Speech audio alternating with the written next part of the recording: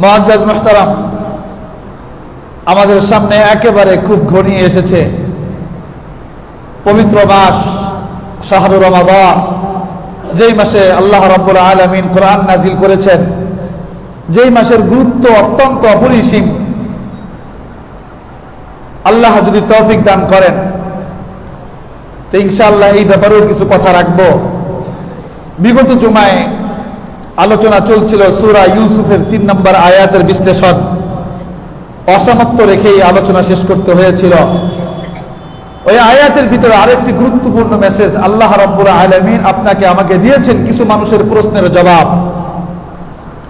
যেমন কিছু মানুষ অনেক সময় অনেক লেকচারারদেরকে সম্বোধন করে বলে, অনেককে সম্বোধন করে বলে যে আমরা বয়ান শুনতে এসেছি, কোরআন ও হাদিস থেকে কিচ্ছা কাহিনী গল্প আমরা শুনতে আসি নাই। বলেন এ কথা বলে কি বলে না? হুজুর কোরআন ও হাদিস থেকে আলোচনা করেন, আমরা গল্প শুনতে রাজি না, আমরা গল্প শুনবো না। এই জাতীয় অনেক কথা আমরা বিভিন্ন সময় মন্তব্য আমরা করে থাকি। মুআজ্জাজ মুহতারাম, স্মরণ রাখতে হবে আমাদের এই জাতীয় কিছু কথা উত্থাপন করা, প্রশ্ন তোলা, এটা হলো আমাদের স্বল্প জ্ঞানের পরিচয়। কারণ এই বিষয়ে হয়তো বা আমাদের জানা নেই, জ্ঞানের বড় স্বল্পতা আছে বলেই আমরা গল্প, কিচ্ছা, বিভিন্ন ঘটনাকে আমরা তুচ্ছ তাচ্ছিল্যের চোখে দেখি। কিন্তু স্মরণ রাখবেন, কোরআনের তাফসীর, কোরআনের বিশ্লেষণ কোন ঘটনা ছাড়া কখনোই তাফসীর স্বয়ং সম্পূর্ণ হয় না। মুআজ্জাজ মুহতারাম, আরেকটু কথা এই আয়াত থেকেই বলি। গত জুমায় তো বলেছিলাম অনেক কিছু, এর মধ্যে আল্লাহ রাব্বুল আলামিন কোরআনে বলছেন নাহনু নাকুসসু আলাইকা আহসানাল কাসাস। নবী, আপনার উপরে সুন্দর থেকে সুন্দরতম ঘটনা আমি আপনাকে বর্ণনা করে শোনাচ্ছি। প্রশ্ন রাখতে চাই, এই ঘটনা আল্লাহ যে বর্ণনা করেছেন এটা কোরআনের ভিতরে না কোরআনের বাহিরে? বলতে হবে কোরআনের ভিতরে না কোরআনের বাহিরে? তাহলে আল্লাহ যদি বিশ্বনবীকে কোরআনের ভিতরে গল্প বর্ণনা করে শুনাইতে পারেন, কেন? কোরআন উম্মতের জন্য নসিহত। তাহলে বোঝা গেল সহি সহি সত্য বুজুর্গানের দিন সাহাবায়ে কেরামের ঘটনা, এটা আমাদের এই উম্মতের হেদায়েতের জন্য বার্তা। কথা কান ঠিক কিনা? এই জন্য কখনোই দিনদার উলামায়ে কেরাম, ওলি আউলিয়া, কুতুব, বুজুর্গ, সাহাবায়ে কেরাম, ওনাদের কখনো কোনো ঘটনাকে তুচ্ছ তাচ্ছিল্যের সাথে ব্যক্ত করা বা উপহাস করা, এটাকে নিয়ে প্রশ্ন তোলা, এটা প্রকৃতপক্ষে কোনো জ্ঞানী আর কোনো মুমিনের পরিচয় সংজ্ঞা হতে পারে না। তার আল্লাহ পাক কোরআনে ঘটনা বর্ণনা করেছেন আহসানাল কসাস। তাহলে বোঝা গেল যদি কেউ আহসানাল কসাস, সুন্দর থেকে সুন্দর ঘটনা যদি কেউ নসিহতের জন্য উপস্থাপন করে, তাহলে ওই ঘটনা উপস্থাপন করা যেহেতু আল্লাহ কোরআনেও করেছেন, এটা যেমন কোরআনের পরিপন্থী নয়, নসিহতের ভিতরেও সামনে ঘটনা আনা এটা নসিহতেরও পরিপন্থী নয়। আল্লাহ আমাদের সকলকে বোঝার তৌফিক দান করুন। মুআজ্জাজ মুহতারাম, আমরা আমাদের এটা আমরা একটা আত্মসমালোচনা করতে পারি, সেটা হলো যে আমরা যতটুকু জানি, আমরা জানার চাইতে আমাদের প্রশ্নের ভাবের ধরনটা একটু আরো বড় হয়। যতটুকু আমরা জানি, আমাদের জানার চেয়ে আমাদের ফতুয়ার ধরন অনেক বড় হয়, আমাদের জানার চেয়ে আমাদের পরামর্শের ধরন অনেক বড় হয়, আমাদের জানার চেয়ে আমাদের বলার ধরন অনেক বড় হয়। যেমন এই জানার চেয়ে যে বলার ধরন, ফতুয়ার ধরন যে বড় হয়, আমি কয়েকটি নমুনা আপনাদের সামনে পেশ করি। হয়তোবা আমার এই একটা নমুনার দ্বারা অনেকের হয়তোবা এই বিশাল বড় একটা প্রশ্নের জগতে সবাই হাবুডুবু খাচ্ছে, হয়তোবা এই প্রশ্নের জগৎ থেকে তারা উদ্ধার হতে পারবে। প্রশ্ন যেমন একজনের প্রশ্ন ছিল, প্রশ্ন এটা একজনে করেছে, বাকি অনেকের পক্ষ থেকে, হুজুর আমরা যে জিকির করি লা ইলাহা ইল্লাল্লাহ, সুবহানাল্লাহ, আলহামদুলিল্লাহ, আল্লাহু আকবার, আমরা যে মন খুলে যে জিকির করি, এই জিকির করা কি শরীয়তে আছে নাকি? প্রশ্ন করলাম। কেন এই প্রশ্ন করলেন? তাদের এই ব্যাপারে জ্ঞান নাই। তখন আবার পাল্টা প্রশ্ন করে, হুজুর তারাও তো আলেম, তারাও তো হুজুর, তাদেরকেও তো দেখতে এরকমই মনে হয়, তো ওনারা যে বলছেন তাহলে ওনারা কি করে বলছেন এটা? যেটা বেদাত। এখন আপনাদেরকে তো আর বলতে পারি না যে গায়ে গতরে পাঞ্জাবি আর টুপি দেখলে সবাই কি একরকম, কথা বলেন, সবাই কি একরকম? সবাই একরকম না। ডাক্তার শব্দ লাগাইলে যেমন সব ডাক্তারের মানে একরকম না, মুফতি শব্দ লাগাইলে সব মুফতি একরকম না। কথা বুঝাইতে পারতেছি আমি? একটু মন খুলে আপনাদেরকে আমি একটা কথা বুঝাই। আমরা মুফতি কাদেরকে বলি জানেন? আমরা মুফতি ওই সকল ব্যক্তিদেরকেই বলি যারা ফতুয়া মানে ইফতা বিভাগে পড়েছে, 60-70 গড় নাম্বার পেয়েছে এইরকম নয়, অন্তত A+ মার্ক 80 পেতে হবে। বলেন কত? 80 পেতে হবে। এরপর এর পরীক্ষা, বার্ষিক পরীক্ষার রেজাল্ট।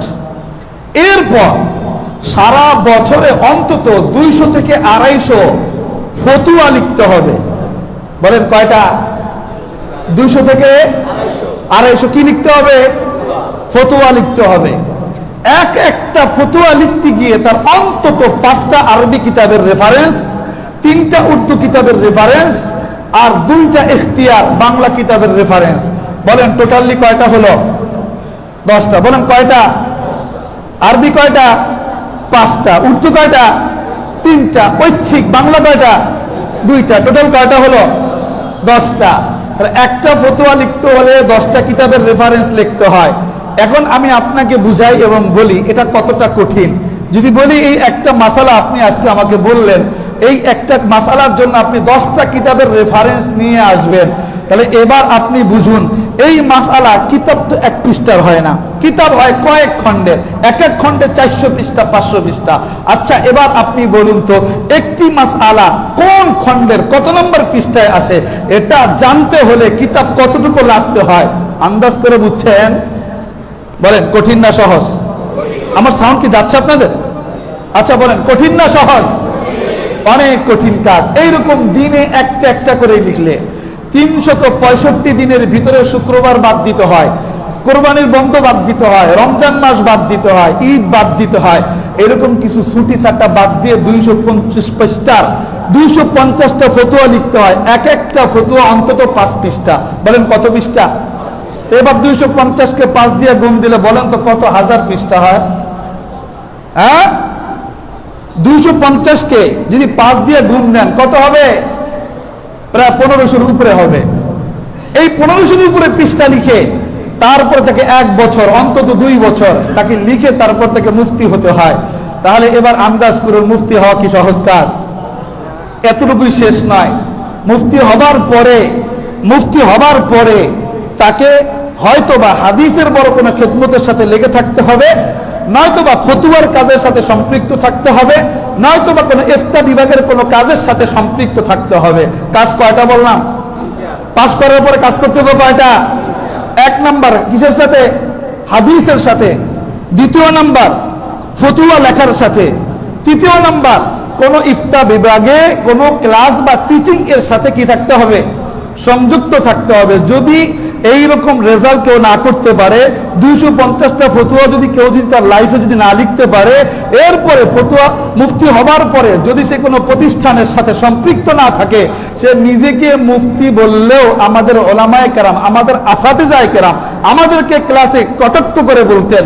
তো মুফতি শব্দ নির্গত হয় 2টা জায়গার থেকে, একটা হলো উর্দুতে মুফত, আরেকটা হলো আরবিতে ইফতা। যদি আরবিতে ইফতা থেকে মুফতি হয় তাহলে বুঝবা হলো জ্ঞানী, আর যদি উর্দুতে মুফত থেকে মুফতি হয় তাহলে বুঝবা হলো মাগনা। বুঝেন নাই? মুফত মানে কি জানেননি? উর্দুতে মুফত অর্থ কি? ফ্রি, মাজ্জান। মুফত মানে মাগনা। বাস কথা হলো এতটুকুই। যদি কেউ প্রকৃতপক্ষে মুফতি হয় তাহলে অবশ্যই তার এই জাতীয় কোন না কোনো কাজের সাথে তাকে সম্পৃক্ত থাকতে হবে। এটার সাথে যদি কেউ কাজে না থেকে যদি নিজেকে কেউ মুফতি শব্দ ব্যবহার করে, স্পষ্ট কথা, এটা আমার নয়, সকল ওলামায়ে কেরামের ঐক্যমত, সে মুফতি শব্দের সাথে সে অন্যায় আর জুলুম করলো। কথা কান ঠিক কিনা? বলবেন হুজুর কেমন? উত্তর নেন।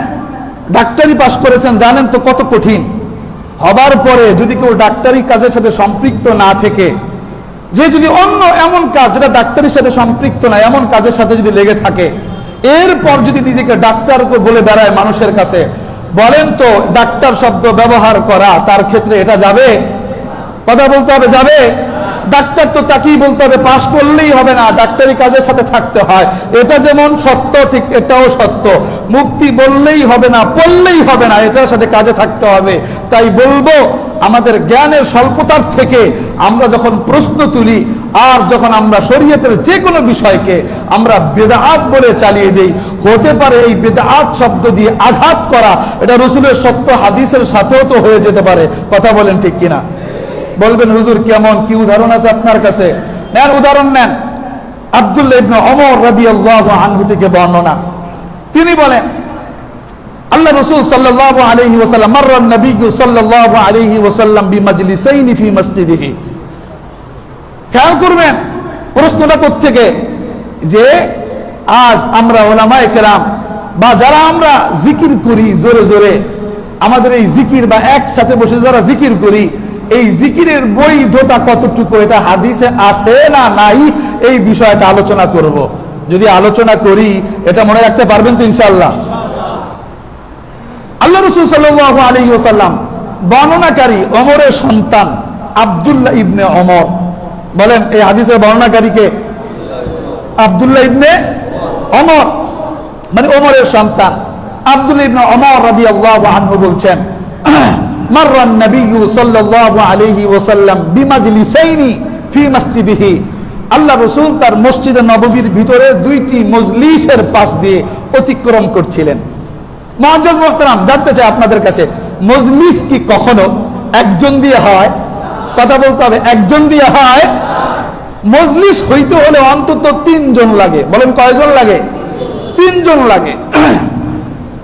আর যদি বিবাহ অথবা যদি বেচা কিনার আদ্য হয়, সেই ক্ষেত্রে পরিভাষায় মজলিস হইতে অন্তত দুইজন লাগে। এবার আসেন, আল্লাহ রাসূল বললেন, আব্দুল্লাহ ইবনে ওমর বললেন যে আল্লাহ রাসূল সাল্লাল্লাহু আলাইহি ওয়াসাল্লাম মসজিদে নববীর ভিতরে দুইটি মজলিসের পাশ দিয়ে অতিক্রম করছেন। এবার আল্লাহ রাসূল বলেন কিলাহুমা আলা খায়র। আল্লাহ রাসূল বললেন দোনোটা মজলিসই কল্যাণের উপরে আছে। বলেন সুবহানাল্লাহ। আচ্ছা, দুইটা মজলিস কি কি ছিল এখনো তো বলি নাই, কিন্তু আল্লাহ রাসূল অগ্রিম বলে দিয়েছেন যে দুটোটা মজলিসই কল্যাণের উপরে আছে। যেই দুইটা মজলিসকে আল্লাহর রাসূল কল্যাণের উপরে আছে বলে অভিব্যক্তি প্রকাশ করলেন, সেটাকে আপনি আমি নালায়েক নাখান্দা যদি বেদাত বলি, তাহলে আমি বলবো আল্লাহ রাসূল কল্যাণ বললেন, খায়ের বললেন, উত্তম বললেন, আপনি এটাকে বেদাত বললেন। জানতে চাই কোনটা মানবো, রাসূলেরটা না আপনারটা? জোরে বলেন কারটা, আপনারটা না রাসূলেরটা? তো নির্ঘাত বলতে হয়, নির্ঘাত বলতে হয়। ওই যে এক ধরনের কথা আছে না, যে কাকে একজন বলছে কাকে কান লয়ে গেছে, এরকম মাঝে মাঝে আমারও হয়। হাতে ঘড়ি লাগাইয়া, কারণ জুব্বার নিচে থাকে তো, হাতে ঘড়ি লাগাইয়া এবার ঘড়ি খুঁজি, ঘরের ভিতরে ঘড়ি করি, শরীর ক্লান্ত থাকে শুয়ে পড়ি, এবার ঘুম থেকে উঠে ঘড়ি খুঁজি, ঘড়ি কই, ঘড়ি কই। এখন ঘড়ি খুঁজি, পরে অনেক সময় বলে জামাটা একটু উঠান তো, দেখা যায় জামাটা এইখানেই ঘড়ি লেগে গেছে। অনেক সময় এরকম হয়, কারণ কোটে তো 4টা পকেট, আবার জুব্বার আছে পকেট, তো ছোট্ট বাটন সেট কোন জায়গায় থাকে খুঁজে পাওয়া যায় না। তো এখন ওই গায়ে দেওয়ার পরে এবার মোবাইল খুঁজি, বাটন সেট খুঁজি, বাটন সেট কই, খুঁজতে থাকি ছোট ছেলেও জিজ্ঞেস করি আব্বু কই, এখন ছোট ছেলেও খোঁজে, বড় ছেলেও জিজ্ঞেস করি কই, বড় ছেলেও খুঁজে। তো অনেক সময় হুট করে ফোন আইসা পড়ে, আবার দেখি যে কোটের ভিতরে চিপা এই জায়গাতে একটা পকেট আছে, সেই পকেটের ভিতরে মোবাইলটা রেখে দিচ্ছে। ঠিক সেম এরকম হয় যে একটা প্রবাদ আছে, কাকে বলেছে কান নিয়ে গেছে, এবার কাকের পিছনে দৌড়াও, কান আছে না নাই হাত দিয়ে একটাবার দেখার চেষ্টা করি না। অনেকে বলছে, কেউ কেউ বলেছে জোরে জিকির করা বেদাত, বাস শুনছি, এখন আমও হুজুরে বলছে, এখন তার তালে তালে কোনোদিন একটু কিতাবের পৃষ্ঠা যে খুলবো, হাদিসের জগৎটা যে একটু খুলবো, একটু খুলে দেখি তার কথা কতটুকু সহি আর গয়রে সহি, ওটা ঢোল পিটানোর আগে অন্তত একটু আমরা বাস বিচার করি, একটু পড়ি না। কান দিয়ে শুনছি অমকে বলছে, তাই এবার তার তালে তালে আমিও বলা শুরু করে দিচ্ছি, একটু বিশ্লেষণ করার চেষ্টা করি না। বলেন এইরকম সাধু হুজুর আমাদের সমাজে আছে না নাই? এবার আসেন, আল্লাহ রাসূল কি বললেন, কিলাহুমা আলা খায়র। উভয়জনে কি বলেন, বেদাতের উপরে না কল্যাণের উপরে? জোরে বলতে হবে, বেদাতের উপরে না কল্যাণের উপরে? যদি যদি বিশ্লেষণ, মানসিক শক্তি সব যদি আপনার নিরপেক্ষ হয়, তাহলে আপনাকে হাদিসের আলোকে বিশ্লেষণ করে অবশ্যই সিদ্ধান্ত নিতে হবে যে আল্লাহ রাসূল যেটাকে কল্যাণ বলেছেন কিলাহুমা আলা খায়র, সেটাকে তো আপনি আমি জীবনেও কোনোদিনও বেদআত বলবার অধিকার বলেন রাখি না। এরপরে আসেন সেই দুইটা মজলিস কি, আল্লাহ রাসূল সাল্লাল্লাহু আলাইহি ওয়াসাল্লাম বলেন আম্মা আহাদুহুমা ইয়াদউনা আল্লাহ ওয়া ইয়ারগাবুনা ইলাইহি। দুই মজলিসের এক মজলিস হলো, যারা উলামায়ে কেরাম আছেন তারা অবশ্যই বুঝবেন ওয়াওটা এখানে ওয়াউল হাল, মানে ইয়াদউনা আল্লাহ ওয়া ইয়ারগাবুনা ইলাইহি, আল্লাহকে ডাকতেছে কোন অবস্থায়, আল্লাহর দিকে মনোনিবেশ হয়ে। আমরা অনেক সময় বলেন জিকির করি, আল্লাহকে যখন ডাকি এমত অবস্থায় কি করি, পুরা চোখ মাথা সব কিছু বন্ধ করে এবারে মাথাটাকে নিচু করে অবনমিত করে আমরা আল্লাহকে ডাকি, কথা কান ঠিক কিনা? মানে নিজের দিলটাকে পুরা কার দিকে রুজু করে দিছি, আল্লাহর দিকে রুজু করে দিছি। কি বলতেছে এবার শোনেন, আম্মা আহাদুহুমা ফায়াদউনাল্লাহ ওয়া ইয়ারগাবুনা ইলাইহি, তাদের একজন আল্লাহরে ডাকে, তাদের এক গ্রুপ, দুই গ্রুপের এক গ্রুপ আল্লাহকে ডাকে কোন অবস্থায়, ওয়া ইয়ারগাবুনা ইলাইহি, আল্লাহর দিকে মনোনিবেশ করে। এবার আল্লাহ রাসূল বলতেছেন যেই গ্রুপ আল্লাহর কাছে এইভাবে ডাকতেছে মনোনিবেশ হয়ে, এই গ্রুপকে ইনশাআ আতাহুম ওয়া ইনশাআ মানাআহুম, এরা আল্লাহর কাছে ডাইকা যা চাইতেছে, আল্লাহ যদি চায় দিতেও পারে, আল্লাহ যদি চায় নাও দিতে পারে। আল্লাহ যদি চায় দিতেও পারে, আল্লাহ যদি না চায় নাও দিতে পারে। এখন একটি কথা, আল্লাহ রাসূল তো অতিক্রম করছিলেন হাদিসের ভিতরে কয়েকটা বিষয়। এক নাম্বার, প্রথম যেটা বললাম, এখানে শব্দটা কি আছে, একজন না মজলিস, যেটা বলতে হবে একজন না মজলিস, এক। দ্বিতীয় নাম্বার, এই হাদিসের ভিতরে দ্বিতীয় নাম্বার যে বিষয়টা আসছে, উলামায়ে কেরাম যারা আছে তারা বুঝবে, ইয়াদউনাল্লাহ, প্রত্যেকটা ভাষায় বচন বলতে কথা আছে, এক বচন দ্বি বচন, কিন্তু কোন কোন ভাষা, বাংলায় আছে এক বচন বহু বচন, ইংরেজিতেও এক বচন বহু বচন, আরবি এমন একটা ভাষা যেখানে এক বচন দ্বি বচন বহু বচন, এইভাবে ল্যাঙ্গুয়েজটাকে তিন ভাগে ভাগ করে রাখা আছে।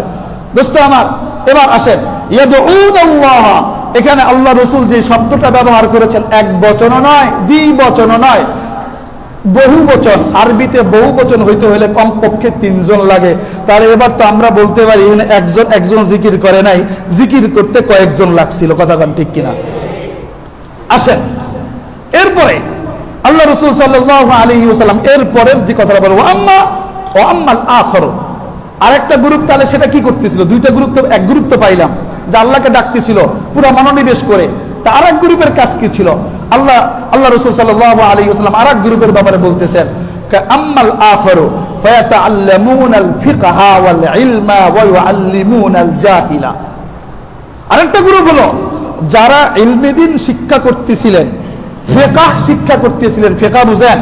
ফিকহ মানে হলো মাসআলা মাসাইল। বলেন ফিকহ মানে কি? মাসআলা মাসাইল। ইয়াতাআল্লামুনাল ফিকহা ওয়াল ইলমা ওয়া ইউআল্লিমুনাল জাহিলা, নিজেরাও শিখতেছিলেন ফিকহ এবং ইলম, ওয়া ইউআল্লিমুনাল জাহিলা, জাহেল যারা, অজ্ঞ যারা জানে না, তাদেরকেও এই মাসআলা মাসাইল শিখাচ্ছিলেন। আল্লাহ রাসূল বললেন জিকির করনেওয়ালা গ্রুপ থেকে ফাহুম আফদলু, এই ইলমে দ্বীন শিক্ষা করনেওয়ালা গ্রুপটা শ্রেষ্ঠ। বলেন না সুবহানাল্লাহ? তাহলে জিকির করনেওয়ালা গ্রুপকে আল্লাহ রাসূল শ্রেষ্ঠ বলে নাই, কিন্তু কল্যাণের উপরে আছে এটা তো বলেছিলেন। কথা বলতে হবে। কিলাহুমা, শুরুতে কি বলেছিলেন? কিলাহুমা আলা খায়র, উভয়টা মজলিসে কিছুর উপরে আছে? কল্যাণের উপরে আছে। কিন্তু থাকলে কি হবে? দুইটার ভিতরে শ্রেষ্ঠ কোনটা? দুইটার ভিতরে শ্রেষ্ঠ হলো দ্বিতীয়টা। সেটা কোনটা? ইলমে দ্বীন শিক্ষা করনেওয়ালা মজলিস। ভাই কথা বুঝাইতে পারতেছি আমি আপনাদের? আমার কথা আপনারা বুঝছেন? আসেন কথা শেষ, চূড়ান্ত এই হাদিসটা এবার আপনাদের সামনে আমি একটু তামরিন করি আপনাদের সাথে। বলেন বর্ণনাকারী সাহাবীর নাম যেন কি? আব্দুল্লাহ ইবনে, বলেন আব্দুল্লাহ ইবনে ওমর। দ্বিতীয় নম্বর কথা, এই সাহাবী যে বললেন আল্লাহ রাসূল সাল্লাল্লাহু আলাইহি ওয়াসাল্লাম কোন মসজিদের পাশ দিয়ে অতিক্রম করছিলেন? যারা বলতে হবে মসজিদে নববী। মসজিদে নববীর ভিতরে মজলিস কয়টা ছিল? দুইটা ছিল। আল্লাহ রাসূল পুরোটা মজলিসকে বেদাত বলেছেন না কল্যাণের উপরে আছে বলেছেন? কিন্তু প্রথম মজলিস এর আমলটা কি ছিল? বলেন আল্লাহকে ডাকা। বলেন কি? আল্লাহকে ডাকা। আর দ্বিতীয় মজলিসের কাজ কি ছিল? ফিকহ ও ইলম শিখা এবং শিখানো, শেখা এবং শিখানো। আল্লাহ রসুল এবার এই দুইটার ভিতরে কোনটাকে সবচেয়ে শ্রেষ্ঠ বলেছেন? কথা বুঝাইতে পারলাম? এখন যদি কেউ কোনোদিনও এসে আপনাকে আমাকে যদি বলে জিকির করা বেদাত, তাদেরকে এখন থেকে নসিহত করে দিবেন, পরে মৌলবী হও, না পরে মৌলবী হইও না। কথা বলেন, কি বলবেন? বলেন বলেন। পরে মৌলবী হও, না পরে মৌলবী হইও। নাস্তিকরাও চায় জিকির বন্ধ করতে, ফ্যাসিস্টরাও চায় জিকির বন্ধ করতে, আর তুমিও আসছো জুব্বার পাঞ্জাবি পরে আল্লাহর নামের জিকির হবে সেটা নিয়েও ষড়যন্ত্র করতে। কামের মধ্যে নাস্তিকদের সাথে তোমার সাথে কোনো পার্থক্য নাই। কথা কোন ঠিক কিনা? পার্থক্য নাই। আজ জিকির করবার ক্ষেত্রে এত ব্যথা, এত বিষ আর এত কষ্ট, মানে এটা দেখলে কারো কারো মনে হয় যেন সহায়ই না। জানতে চাই হাদিস, 3 লাখ হাদিসের কয়টা হাদিস লেড়েছেন? 3 লাখ হাদিসের কয়টা হাদিস পড়েছেন? সবই বাদ দিলাম, 7,000 হাদিসের কয়টা হাদিস চোখ দিয়ে আউড়াইছেন জীবনে? না আউড়াইয়া, না পৃষ্ঠা উল্টাইয়া কেন এইভাবে জিকির আল্লাহর নামে ডাকার মজলিস গুলাকে বেদাত বলে চালিয়ে দেন, মিথ্যা অপপ্রচার করেন? আমি বলবো আল্লাহ রব্বুল আলামিন আপনাদের জবান যেন সহিভাবে পরিচালিত করেন, সাথে সাথে আল্লাহ যেন সহিভাবে হেদায়েত দান করেন। বলেন না আমিন? দোস্ত আমার, দেখেন এই অজ্ঞতার কারণে কত প্রশ্ন মানুষের ভিতরে আসে। কিছুদিন আগের কথা বলি, খুব বেশি দিন আগের কথা না, এটা হয়তোবা সর্বোচ্চ গেলে 9 দিন হবে। এক সোমবার বলে বসলেন এই ঢাকা ইউনিভার্সিটির একজন লেকচারার, বসলাম আমরা পাশাপাশি। হুজুর আজকে তারিখ কত? তারিখ বললাম মোবাইল দেখে। এরপরে বললাম, আমাকে জিজ্ঞেস করলে হুজুর আপনাদের তো রোজা তো খুব কাছাকাছি চলে আসছে। বললাম হ্যাঁ। এবার আমাকে বলল হুজুর বলেন তো এই ধর্মান্ধতার ভিতরে এ জাতি আর কয়দিন থাকবে? বললাম কেন? ধর্মান্ধ নয়, একটা মানুষ একেবারে কৃষি সকাল থেকে নিয়ে সন্ধ্যা পর্যন্ত দীর্ঘ এই 12 ঘন্টা সময়, 13 ঘন্টা সময় না খেয়ে সময়টাকে অতিবাহিত করে, এটা এত ধর্মান্ধতার কারণেই করে থাকে। বলেন এটার দ্বারা মানুষের ফায়দা কি? আমি বললাম শোনেন, ফায়দা যদি বলেন শরীয়তের দৃষ্টির আলোকে কি ফায়দা, সে কথায় পরে যাই, ডাক্তারদের কথায় আসি। দেখবেন ডাক্তারদের কাছে যদি যান, আপনার শরীরের যদি এই কোষ যদি বৃদ্ধি পায়, তো ডাক্তার আপনাকে বলবে খাবার কমিয়ে দেন, খালি পেটে থাকেন, অল্প খান, যদি পারেন রোজা রাখেন, দিনে কম খাবেন, ব্যায়ামটা একটু বেশি করবেন। খালি পেটে থেকে সারাদিন চলাচল করলে শরীর থেকে চর্বিগুলো বার্ন হবে, আপনার কোষগুলো ভালো থাকবে। বলেন ডাক্তার এগুলো বলে কি বলে না? কথা বলতে হবে, বলে কি বলে না? তো ডাক্তার যখন এই প্রস্তাব আপনাদেরকে দেয় শরীরটাকে ভালো রাখার জন্য, সুস্থ রাখার জন্য, তখন তো কেউ বলেন না যে ডাক্তার অন্ধ হয়ে গেছেন। বোঝেন নাই কথা? সন্ধি করে মিলাই দিলাম, ডাক্তার অন্ধ মানে ডাক্তারে বলছে তাই এবার চোখ বুঝে মেনে নিচ্ছেন। তো এক কথা কি বললাম, ডাক্তার অন্ধ হয়ে গেছেন, তখন তো এই প্রশ্ন তোলেন না। কিন্তু যে রব সৃষ্টি করেছেন আপনাকে আমাকে, সেই রব যখন আপনাকে আমাকে একটু এই ট্রিটমেন্টটা দিলেন যে রোজা রাখো, সেখানে আপনার ধর্মের উপরে প্রশ্ন তুললেন।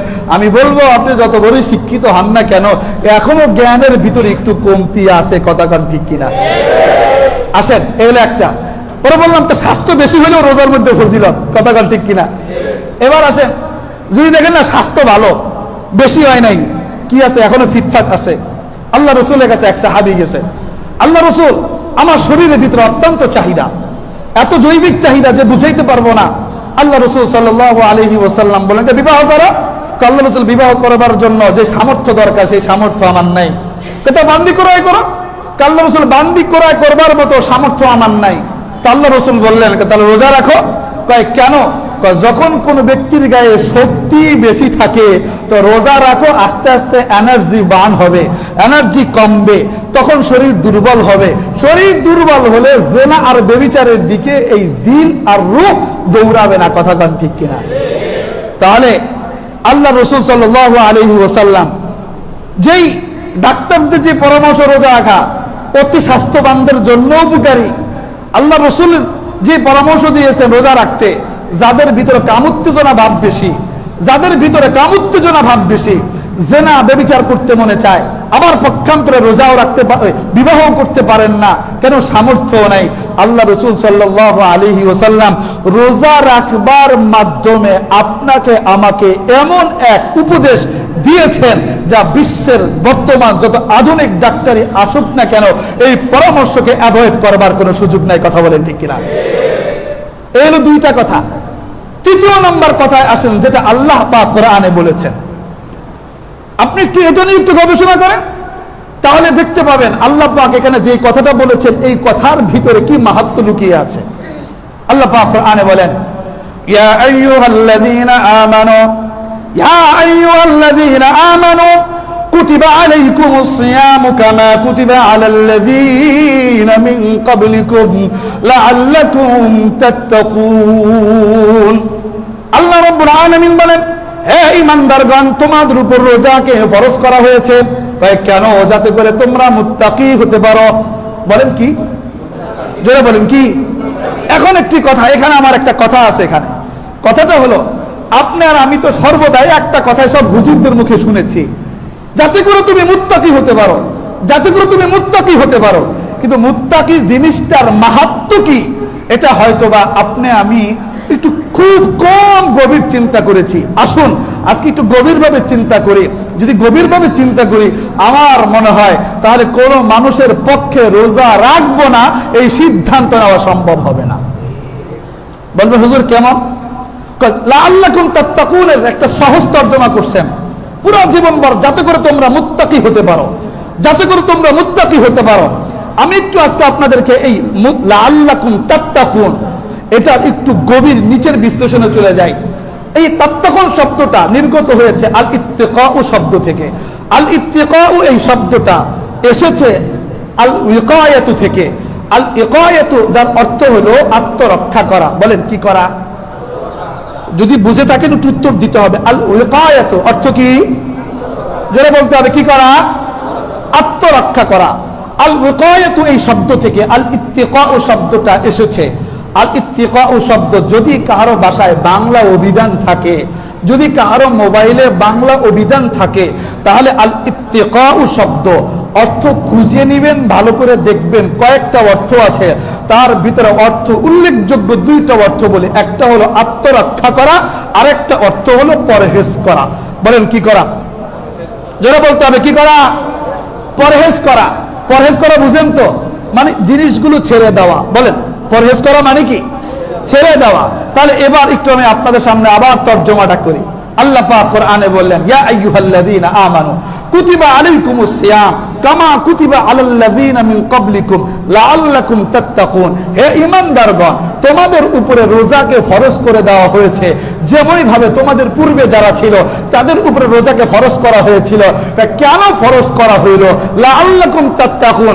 যদি কথা পূর্বের বুঝে থাকেন, মুত্তাকিন সহজ তর্জমা আর কইরেন না। যে দুইটা তর্জমা আপনাদের সামনে দিলাম, এই দুইটাকে এবার একটু সামনে আনেন। লাআল্লাকুম তাত্তাকুন এক অর্থ করবেন যাতে করে তোমরা নিজেদেরকে আত্মরক্ষা করতে পারো।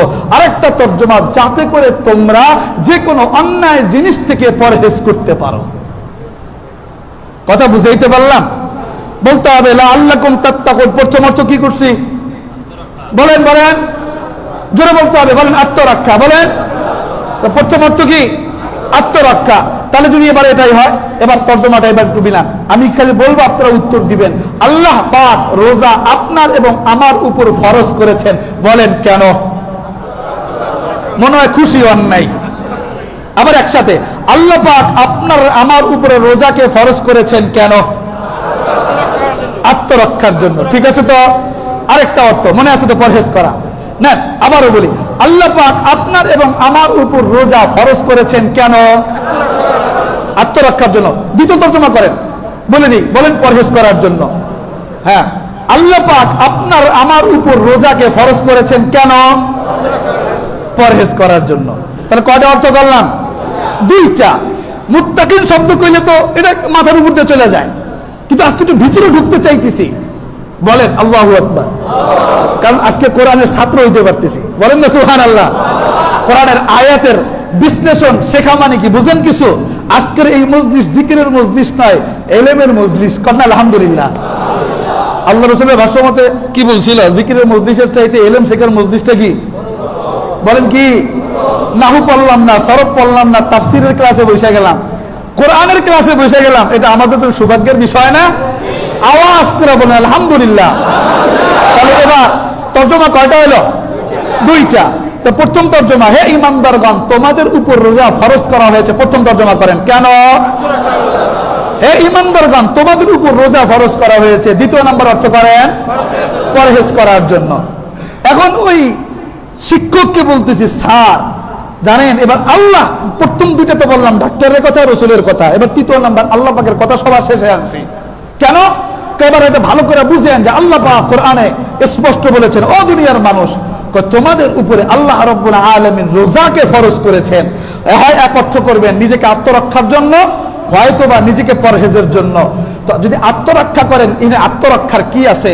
দুই বলেন পরহেজ করবেন, পরহেজের কি আছে? এটা একটু স্যার এবার আপনার একটু বোঝার বিষয়। বলেন বোঝার বিষয় আছে না নাই? তার আগে একটু ছোট্ট একটি কথা আজকে মাথায় ঢুকাই নিয়ে যান, ছোট্ট একটি কথা মাথায় ঢুকিয়ে নিয়ে যান। রোজা যদি এমন হয় 14 ঘন্টা 18 ঘন্টাও যদি লম্বা হয়, তাও দিলে কষ্ট লাগবে না, যদি এতটুকু কথা স্মরণ রাখতে পারেন। কি বললাম? ছোট্ট একটি কথা আগে মাথায় নেন। যদি এতটুকু মাথায় রাখতে পারেন, রোজা যদি 12 ঘন্টার জায়গায় 14 ঘন্টা 18 ঘন্টাও লম্বা হয়, বলেন কি লাগবে না? বলবেন হুজুর কথাটা কি? খুব সহজ একটি কথা, সেটা হলো যখন রোজা রাখবেন তখন একটি কথাই বলবেন, আল্লাহ রোজা রাখছি তোমাকে ভালোবেসে। বলেন কি? বলতে হবে, বলেন কি? আল্লাহ রোজা রেখেছি তোমাকে ভালোবেসে।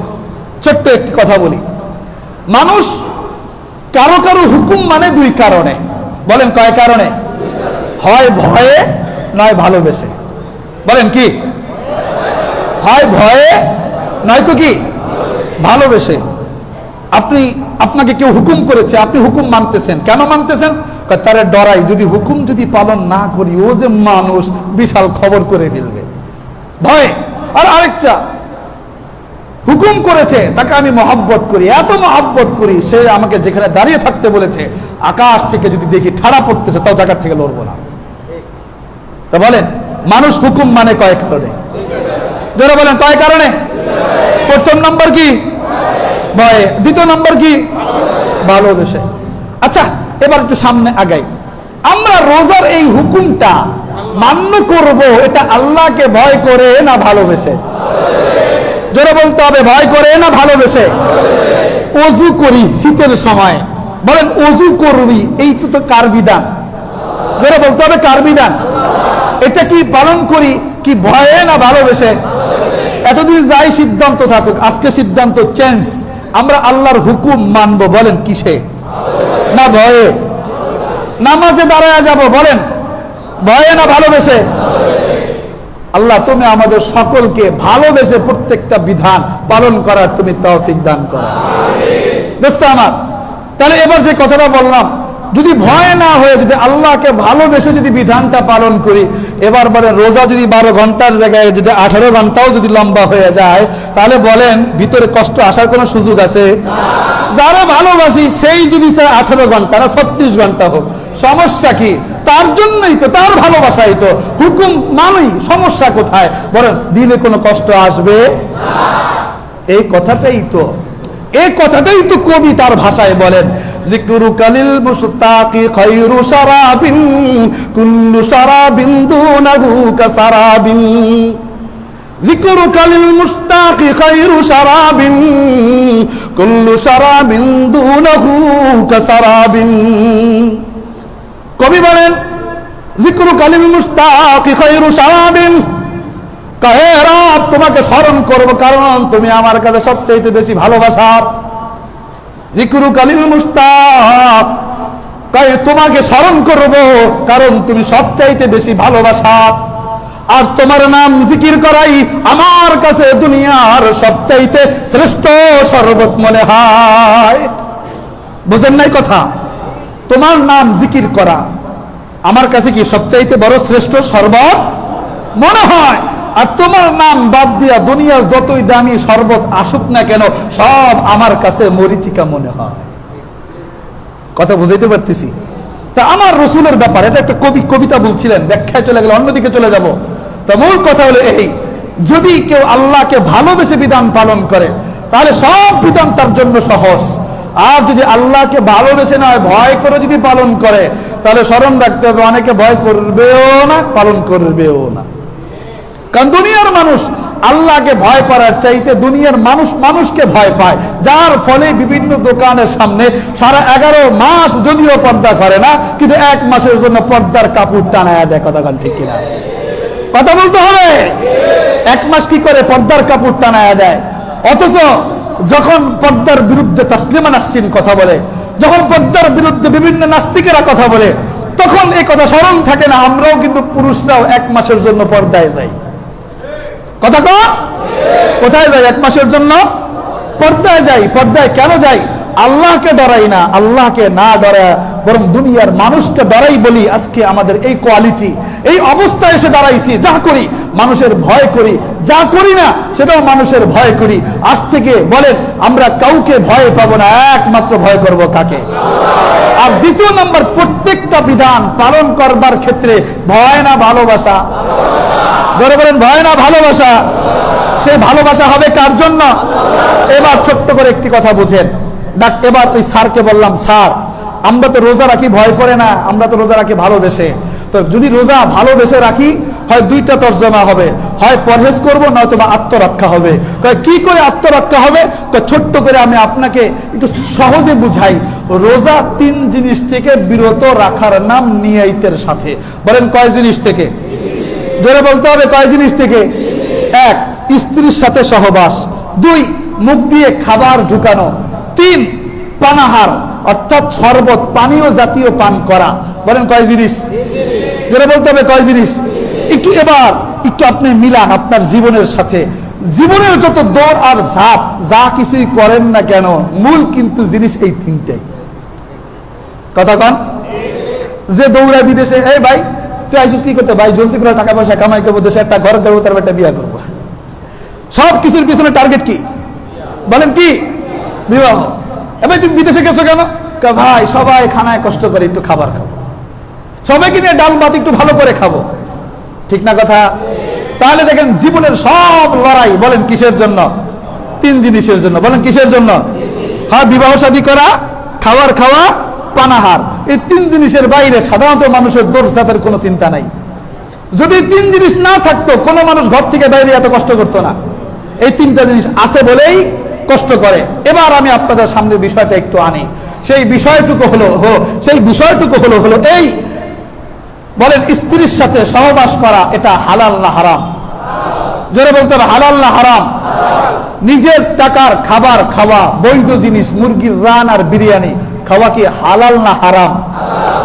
ঠান্ডা ফ্রিজের পানি, লেবুর শরবত বলেন খাওয়া হালাল না হারাম? কথা বুঝতেছেন? বুঝে শুনে বললেন। আচ্ছা, এটা এখন যেমন দিনের বেলা খাওয়া হালাল, রমজান মাসেও কি দিনের বেলা খাওয়া হারাম না হালাল? হারাম না কিন্তু কি হালাল? কি এই স্ত্রীর সাথে যদি কেউ সহবাস করে তাকে কি জেনাকারী বলবে? তাহলে বোঝা গেল কি হারাম না হালাল? হালাল। এখনো যেমন হালাল, রমজান মাসের দিনের বেলাও কিন্তু এই 3টা জিনিস হালাল। খাই না, স্ত্রীর সাথে সহবাস করি না, পানাহার করি না। তাই কেন? এই জন্যই করি না, হালাল হওয়া সত্ত্বেও ওই যে যারে মোহাব্বত করি সে করতে নিষেধ করেছে। বলেন কি? ওই যে মালিক আমার, যাকে আমি মোহাব্বত করি, তিনি আমাকে কি করেছেন? নিষেধ করেছেন। এ বৈধ তাও করবি না, বৈধ তাও খাবি না, বৈধ তাও কি করবি না? পান করবি না। এবার বলেন, যদি কোনো মানুষ দীর্ঘ 1 মাস নিজের বৈধ জিনিসকে একমাত্র আল্লাহর মহব্বতে পরিহার করতে শিখে, দোস্ত আমার জানতে চাই, যেই মেয়ে আপনার জন্য বৈধ নয়, বাকি 11 মাস ওই ব্যক্তি অবৈধ নারীর দিকে চোখ দিবে না। কথা বুঝাইতে পারতেছি? যেই ব্যক্তি নিজের খাবারের দিকে, হালাল খাবার আল্লাহকে মহব্বত করে খাবে না 1 মাস, দিনের বেলা খাবার আসছে সামনে, খাবো না, পুরা দেয়াল আটকানো, রুম আটকানো, কেউ নাই, আপনার ঘরে আপনাকে দেখবার মতো কেউ নাই, তাও দিনের ভিতরে নাড়া দিচ্ছে, খাবার তোর, পানি তোর, ফ্রিজের ভিতরে কেউ দেখবে না, মুখটা মুছা দিয়ে এবার তুই সুন্দর করে বের হয়ে যাবে, তাও দিলে খাচ্ছেন না। কেন বলেন? কার জন্য? আমার আল্লাহকে আমি মহব্বত করি, মহব্বতের সত্তা দুনিয়ার কেউ দেখুক আর না দেখুক, আমার মহব্বতের সত্তা দেখছে কি দেখছে না? তো মহব্বতের সত্তাকে বেজার করে আমি আমার বৈধ হালাল খাবার খাবো না। খোদার কসম করে বলি, যেই ব্যক্তি এই রকম করে 30টা দিন নিজের হালাল খাবার থেকে আল্লাহর ভালোবাসায় পরহেজ করতে পারবে, ওই ব্যক্তি বাকি 11 মাস আল্লাহর ভালোবাসায় হারাম সম্পদ থেকেও পরহেজ করতে পারবে। কথা বলেন ঠিক? তখন আর বেগম পাড়ায় বাড়ি বানাবে না, তখন ব্যাংকে গিয়ে সুদ খাবে না, তখন টেবিলের নিচ থেকে, উপর থেকে না, টেবিলের নিচ থেকে কালো টাকাকে ভরবে, পরে সাদা করার চেষ্টাও করবে না। কেন? 30টা দিন হারাম হালাল খাবার খাই নাই, যেই রবের মহব্বতে বাকি 11 মাস কি করে, যেইটা হালালি না বরং হারাম, তা আমার মহব্বতের সত্তা যদি আমি খাই, খুশি হবে না বেজার হবে? যারা বলতে হবে খুশি হবে না বেজার হবে? তাহলে এবার বলতে পারি, ওই যে আল্লাহকুম তাত্তাকুনের তর্জমা করছিলাম পরহেজ করা, তো যে 1 মাস আল্লাহকে মহব্বত কইরা হালাল জিনিস থেকে পরহেজ করতে পারবে, বিরত রাখতে পারবে, সে বাকি 11 মাসও আল্লাহর মহব্বত দিলে পয়দা হইলে হারাম সম্পদ অর্জন করা থেকেও নিজেকে পরহেজ রাখতে পারবে। কথা কান ঠিক কিনা? দ্বিতীয় নাম্বার, আত্মরক্ষার বিশ্লেষণ নিবেন না। আত্মরক্ষা কি? রোজা হলো ঢাল স্বরূপ। বলেন রোজা কি? কিসের ঢাল? এটা জাহান্নামের আগুনের ঢাল। বলেন কিসের ঢাল? জাহান্নামের আগুনের ঢাল।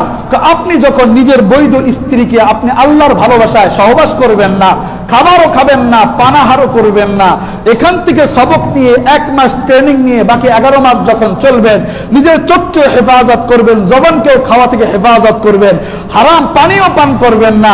বলেন, আমি যদি এবার আপনাকে প্রশ্ন করি যে আপনি নিজেকে জাহান্নাম থেকে আত্মরক্ষা করা শিখছেন কিনা, উত্তর কি হবে? হ্যাঁ না না। যে বলে হ্যাঁ না না, তাহলে বলেন আত্মরক্ষা এই তর্জমাটাও মিলছে কি মিলে নাই?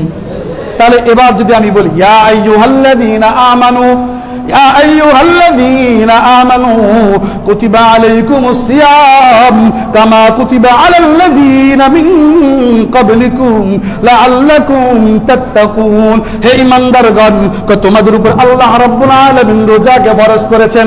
বলেন প্রথম তর্জমা কিসের জন্য? আত্মরক্ষা। বলেন প্রথম তর্জমা কিসের জন্য? দ্বিতীয় নম্বর তর্জমা কিসের জন্য? পরহেজ করার জন্য। দোস্ত আমার, যেই ব্যক্তি নিজেকে 1 মাস আত্মরক্ষা করতে শিখবে, যেই ব্যক্তি নিজেকে 1 মাস পরহেজ করতে শিখবে, খোদার কসম করে বলি বাকি 11 মাস ওই ব্যক্তি জাহান্নাম থেকে নিজেকে আত্মরক্ষা করতে শিখবে। তাহলে এবার যারা রোজা নিয়ে ধর্মান্ধতার প্রশ্ন তুলবে, সে যত বড় শিক্ষিত হোক না কেন, আমি তাকে বলবো জ্ঞানওয়ালা পাপিষ্ট। কথা কান ঠিক কিনা? তাকে আমি বলবো মূর্খ। যদি তাকে মূর্খ বলি, বলেন ভুল হবে? কথা বলেন ভুল হবে? কারণ যদি এই বিশ্লেষণটুকু যদি থাকতো মাথার ভিতরে, তাহলে খোদার কসম করে বলি জীবনে আল্লাহর দেওয়া এই বিধানের উপরে কোনো নাস্তিক প্রশ্ন করত। তা প্রশ্ন আসছে কেন? জ্ঞানের অভাব। বলেন কিসের অভাব? যারা বলেন কিসের অভাব? জ্ঞানের অভাব। তাহলে পুরো আলোচনার থেকে আমরা একটা রোজার প্রস্তুতি হিসাবে কিছু সবক নিয়ে আজকে যাই। বলেন, আমরা রোজা রাখবো আল্লাহর ডরে না আল্লাহর ভালোবাসায়? আল্লাহর ভালোবাসায় যদি রোজা রাখি, যেই জিনিস থেকে রোজার মাসে দিনের বেলা পরহেজ করব, সেগুলো কি আসলে আমাদের জন্য হালাল না হারাম? হালাল জিনিস থেকে যদি আল্লাহর সাথে ভালোবাসা সম্পর্ক রাখতে গিয়ে যদি পরহেজ করতে শিখি, তো বাকি 11 মাস হারাম অবৈধ নাপাক সম্পদ থেকে পরহেজ করা ট্রেনিং হয়ে যাবে। কথা বলেন ঠিক কিনা? দ্বিতীয় নাম্বার, যদি কেউ 11 মাস এরকম নিজেকে হারাম থেকে পরহেজ করতে পারে, তাহলে সে মৃত্যুর আগেই সে নিজেকে জাহান্নাম থেকে আত্মরক্ষা করতে পারবে। ঠিক কি ঠিক না? আল্লাহ তুমি আমাদের সকলকে রমজান মাসে বেশি বেশি দিনের বেলা খাবার তৌফিক দান করো। কি? হ্যাঁ হ্যাঁ বললাম না?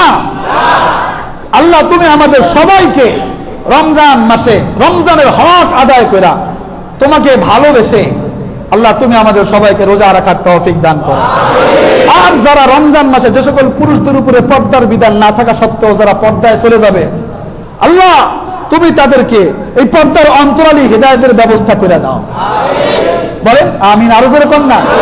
তাদের কান পর্যন্ত যেন পৌঁছে যায়। আল্লাহ তুমি তাদেরকে হেদায়েত দিয়ে দাও। আমরা একটা বলিষ্ঠ ভূমিকাও নিতে পারি তাদেরকে দাওয়াত দেওয়ার জন্য। একটা বলিষ্ঠ ভূমিকা কি, যে ভাই রমজান মাস ব্যবসার ভিতরে বরকত দেওয়ার মালিক কে? জোরে বলতে হবে কে? তো আল্লাহ যদি চায় তাহলে মাগরিবের পর থেকে নিয়ে রাত 10টা পর্যন্ত যে বরকত দিবে, এটা হয়তোবা তোর সারা বছরও চলে যাওয়ার মাধ্যম হতে পারে কি পারে না। সুতরাং ভাই দিনের বেলা আল্লাহর সাথে অসহযোগকারী, আল্লাহর সাথে বিরুদ্ধ আচরণকারী এই আন্দোলনে, এই যুদ্ধে নামিস না, এই যুদ্ধে নামিস না। এই জন্য যারা এখানে আছেন হোটেল ব্যবসায়ী, যারা এখানে আছেন fast food, second food, third food, ব্যাখ্যা করতেছি না, যত ধরনের ফুড আছে, থার্ড ফুড বুঝেন যারা সিগারেট খায়, এটা কি third food? Fast food, second food, third food যারা আছেন, আমরা আজকের এই শুক্রবার জুমার এই মজলিসে আল্লাহর মহব্বতে ইস্তেগফার করি যে আল্লাহ, বলেন তওবা করেন, আল্লাহ তোমাকে ভালোবাসি, তোমাকে মহব্বত করি। রমজান মাসে রমজানের পবিত্রতা আমার দ্বারা ইনশাআল্লাহ রক্ষা হবে, বলেন আমিন। আল্লাহ তুমি আমাদের সকলকে আমল করার বোঝার তৌফিক দান করো। ওয়া আখির দাওয়ানা আনিল হামদুলিল্লাহি রাব্বিল আলামিন।